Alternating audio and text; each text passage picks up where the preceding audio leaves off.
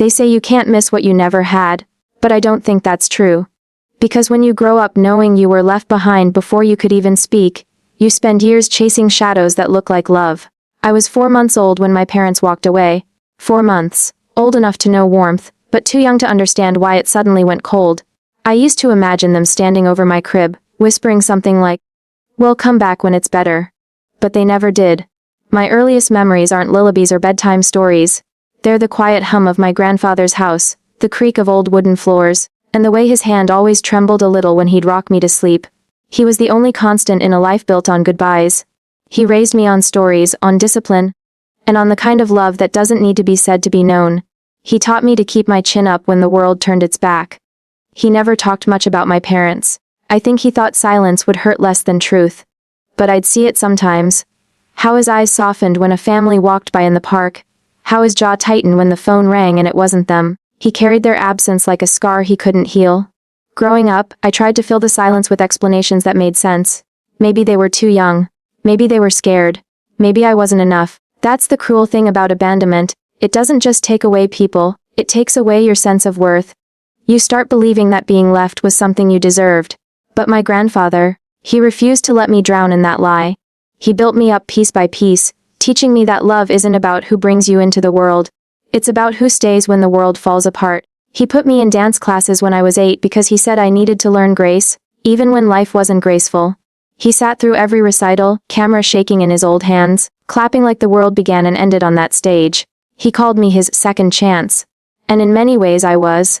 He couldn't fix what his son broke, but he could raise me differently. He could teach me that legacy isn't money or last names. It's the strength to keep showing up.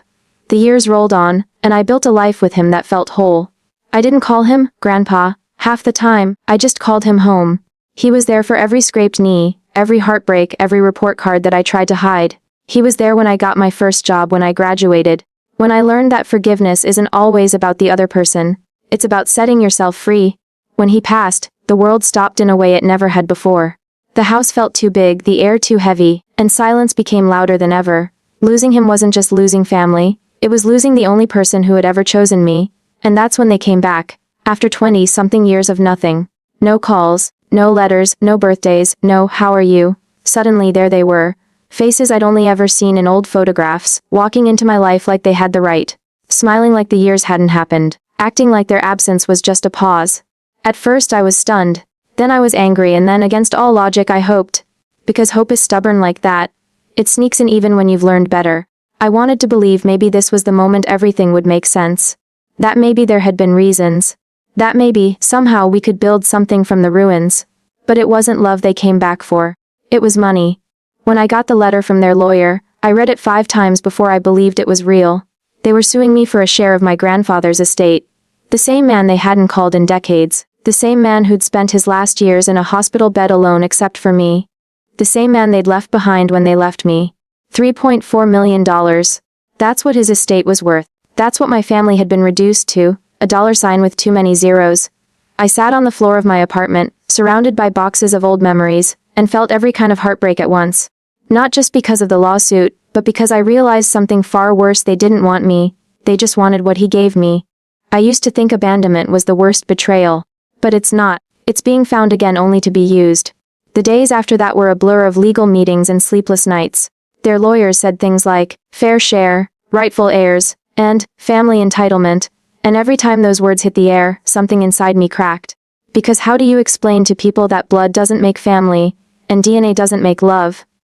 I wanted to scream that they hadn't earned a cent of what he left. That the real inheritance wasn't the house or the money. It was the years spent at his side, learning patience, humility, and grace. I wanted to tell them that the only thing they ever taught me was how to survive without them. But I didn't. I learned long ago that silence can be power. So I let my lawyer speak for me. I sat there, composed, calm, and quiet, everything I wasn't feeling inside. Because I realized the moment I reacted with anger, they'd win something I wasn't willing to give anymore: my peace. What they didn't know was that money meant nothing to me compared to what I'd already lost. You can't sue for love you never gave. You can't reclaim time you never spent.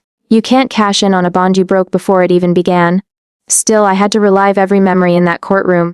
Every, why didn't you want me? Every, was I not enough? Every, what did I do wrong? They brought it all back just to take something that was never theirs. The world sees inheritance and thinks of greed, but what I see is grief turned into war. I see people who ran from love but came back for money. I see how broken hearts can get buried under legal papers. And I see how healing sometimes looks like sitting on a witness stand and telling the truth, even when your voice shakes. I told the court everything. How my grandfather raised me when they didn't, how he was there through every milestone, how his love wasn't conditional or transactional, it was pure. I didn't need to attack them, I just told the story as it was. And for once, the truth spoke louder than anything they could buy. The case dragged for months. Every time my name showed up in a filing, it felt like another knife in the back, but I kept going. Because I wasn't fighting for money. I was fighting for the memory of the only person who ever believed in me. There were nights I cried until morning, nights I almost called them to ask, why? Nights I wanted to give it all up just to make the pain stop. But then I'd remember him, how he'd hold my hand when I was scared, how he'd whisper, "You're stronger than you think." And I'd keep going. When the verdict finally came, it wasn't about dollars. It was about dignity. They didn't win. Not the case, not the money, not me. I wish I could say that day felt like victory. But it didn't.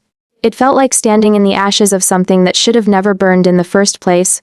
Because there's no winning in family wars, there's only surviving. After everything ended, I went back to that old house. The air still smelled like his cologne, faint and fading. His chair still sat by the window, a dent in the cushion where he used to read. I stood there, and for the first time in years I let myself cry. Not for him this time, but for me. For the little girl who kept waiting for people who were never coming. Healing didn't come easy. It came in fragments, packing up boxes, writing letters I'd never send, sitting through therapy sessions where I said out loud what I'd spent years hiding. It came from learning that you can love people and still walk away from them. It came from realizing that forgiveness doesn't always mean reconciliation. It means release. For so long, I carried the belief that if I became successful enough, kind enough, or forgiving enough, they'd finally see me. That maybe then I'd matter. But I was chasing ghosts. Because some people don't come back to love you. They come back to see what they can still take. I stopped chasing after that kind of love the day I understood something simple yet life-changing. You don't owe anyone access to the healed version of you who broke you in the first place. Now, when people ask about my family, I tell them the truth. I tell them I was raised by love, not by blood. That I lost my parents but gained peace. That sometimes the greatest inheritance isn't wealth. It's wisdom. I learned to stop asking why they left and start being grateful that he stayed. I learned that pain can make you bitter or it can make you brave, and I chose brave. I learned that closure doesn't always come in apologies. It comes in acceptance. The day I deposited the first check from the estate into a charity fund in his name, I felt lighter. Not because of the money, but because it was finally being used for something good, something he would have been proud of. People think healing looks like forgiveness. But for me it looked like boundaries. It looked like saying, no, you don't get to rewrite history. It looked like understanding that family isn't who shares your DNA. It's who shares your heart. I still think about them sometimes. Not with anger anymore, but with distance. Because I finally understand that I can't fix what I didn't break. I can't mother my own parents. I can't teach them love they never learned. All I can do is live differently. I built a home out of peace, not proof. I surrounded myself with people who choose me without conditions. I stopped explaining my pain to those committed to misunderstanding it, and most importantly, I stopped auditioning for love that should have been freely given. Every scar, every tear, every lonely night, it all became part of the story that made me who I am. I used to wish for a different beginning, but now I'm proud of how I rose from it. Because I may have been abandoned, but I was never unloved. I may have been betrayed, but I was never broken beyond repair. Some people spend their lives trying to win back those who left. I spent mine learning to love the one who stayed. Me. Healing began when I realized my worth wasn't measured by who left or who sued, but by who I became after they did. It began when I stopped searching for family in people who had already shown me who they were.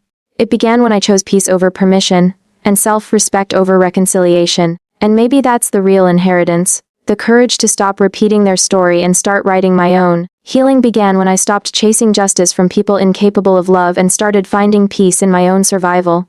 For the longest time, I didn't understand that sentence. Not even as I was living it. I thought justice meant fairness, that somewhere in this life there was supposed to be balance. If I gave love, it would come back. If I stayed kind, I'd be met with kindness. If I was patient, eventually, someone would meet me where I was. But that's not what happened. I kept waiting for people to right their wrongs, to apologize for the pain they caused, to see me and say, "You didn't deserve that." I kept waiting for them to be someone they'd never been. When you've been abandoned, your first instinct is to fix it, to make sense of it. You start replaying every memory, Every conversation, every moment you think might explain why you weren't enough to stay for. That's the kind of justice I chased for years. The kind that looked like closure, like understanding, like validation. I thought if I could just confront them, if I could make them see what they did, maybe the ache in my chest would finally stop burning. But chasing justice from people who are incapable of love is like begging the wind to stay. It doesn't matter how loud you cry. It can't give you what it doesn't have. There were nights I'd imagine facing them, saying everything I'd swallowed for years. I'd picture their faces breaking, their eyes softening, that moment of realization when they'd finally see the damage they'd done. But that moment never came. They didn't want to see me as a person. They wanted to see me as an inconvenience they could rewrite. They wanted to turn my pain into their narrative, to make themselves look like victims of circumstance instead of creators of consequence. And I kept trying to prove otherwise, as if truth needed their acknowledgement to be real. I used to equate silence with weakness. If I didn't defend myself, if I didn't correct their lies, it felt like letting them win. But the truth doesn't lose its power because it's unspoken. It just waits, quietly, patiently, until you stop wasting your breath on people who can't hear it. My healing began when I realized that justice doesn't always come in confession. It comes in peace. It comes in deciding that I don't need them to carry the weight of what they did, because I'm strong enough to put it down myself. The moment I stopped chasing justice, I started to see how much energy I had given to people who thrived on taking. They had already taken my childhood, my sense of safety, my definition of family, and I was about to let them take my adulthood too, my joy, my freedom, my present. That's the cycle abandonment creates. You spend years trying to prove your worth to those who made you doubt it. You think that if they finally see you as good, as deserving, then everything will hurt less. But healing isn't about being seen by them.